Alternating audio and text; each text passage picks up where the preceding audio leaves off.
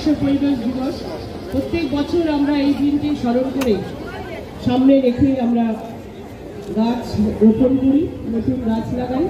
চারিদিকে সারা কলকাতায় বিভিন্ন জায়গাতে কলকাতা পৌর সংস্থায় প্রোগ্রাম কর্মসূচি নিয়ে থাকি। মেইন অফিসের সামনেও আমরা এই ধরনের প্রোগ্রাম আজকে নিয়েছি। পরিবেশ ঠিক রাখলে মানুষ বাঁচবে। গ্লোবাল ওয়ার্মিংয়ের জন্য আপনারা জানেন যে গাছ কেটে নেওয়া হয়, বিভিন্ন জায়গাতেই দিচ্ছি আমরা, কোথাও শহর সম্প্রসারণ, কোথাও অন্য কারণে এত গাছ নিধন হচ্ছে যে তার জন্য পরিবেশ নষ্ট হয়ে যাচ্ছে। প্লাস্টিক শুদ্ধ এখানে পরিবেশকে নষ্ট করে দেয়, সোয়ারিং সিস্টেমকে নষ্ট করে দেয়। তাই প্লাস্টিক বর্জন কর্মসূচিও আমাদের এখান থেকে নিতে হবে।